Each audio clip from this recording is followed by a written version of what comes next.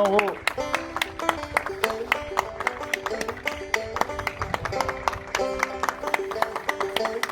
Courage aux infirmiers. On va vaincre le corona. Inch'Allah.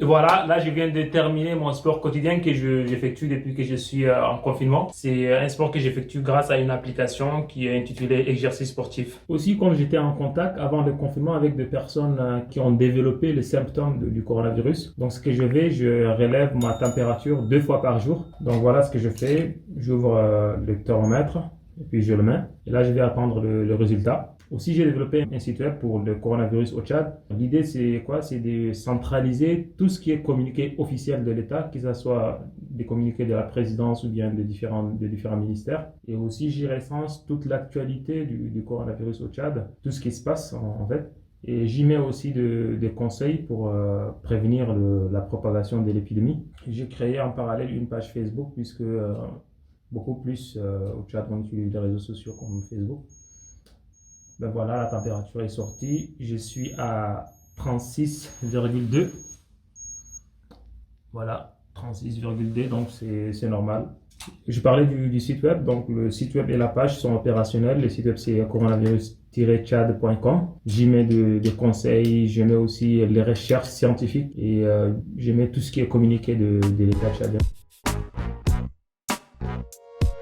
Dans la soirée, je reste sur mon lit avec mon chapelet. Parfois, je prie un peu et j'utilise mon ordinateur pour regarder aussi des films, parfois des vidéos sur YouTube. Voilà. En fait, le virus se propage très rapidement, raison pour laquelle la plupart des pays ont adopté ce qu'on appelle le confinement, c'est-à-dire que la population est demandée de rester chez elle. Et le confinement, en fait, a pour objectif de désengorger les hôpitaux, c'est-à-dire le fait que la population reste chez elle, il y aura moins de personnes qui seront infectées et de cette façon-là, les hôpitaux seront désengorgés et là, ils peuvent traiter les patients qui tomberaient malades. On peut faire beaucoup de choses. Moi, je vous ai montré, je fais du sport, je fais du télétravail, je fais des projets pour moi, pour l'agence pour laquelle je travaille, pour le pays, pour le Tchad. Je discute avec mes amis. Les personnes avec lesquelles je n'ai pas été en contact récemment, je les appelle, j'essaie de lire. Il y a pas mal de choses qu'on peut faire en étant confiné. Si vous êtes étudiant par exemple, vous pouvez réfléchir sur un projet entrepreneurial ou bien sur un projet dans vos études pour appliquer les connaissances que vous avez acquises. Donc il y a pas mal de projets sur lesquels vous pouvez vous étaler durant cette période-là. C'est une expérience très intéressante. Moi, ça fait déjà une semaine que je ne suis pas sorti de la maison. Je suis juste sorti une fois pour mettre la clé devant la porte. Et je ne suis même pas encore sorti de cette chambre-là, de cet appartement-là. Je ne pense pas que vous allez sentir la solitude parce qu'avec les applications de messagerie instantanée et les réseaux sociaux, vous pouvez entrer en contact avec n'importe qui, n'importe quand, avec des appels vidéo. C'est comme si la personne est avec vous. Donc, vous n'allez pas sentir la solitude. Et parfois, ce serait ennuyant si vous n'avez pas des idées, si vous n'avez pas des projets sur lesquels vous allez travailler, si vous ne cherchez pas à vous perfectionner sur certaines choses.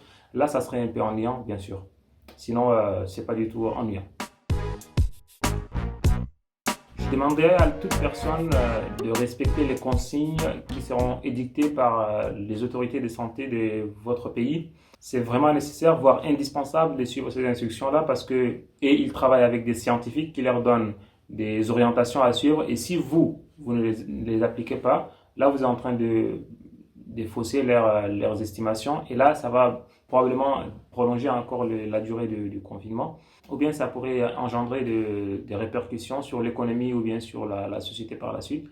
Et là, vous serez en partie responsable.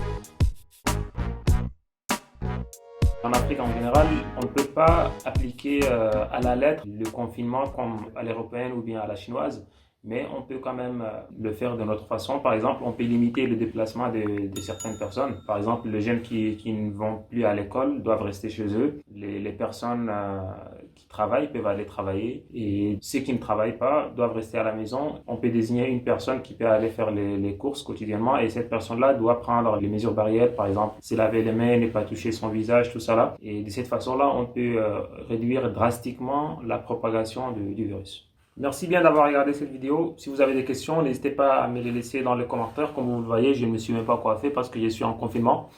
Et à la prochaine. Ici c'était Codemaster depuis mon appartement de confinement. Ciao!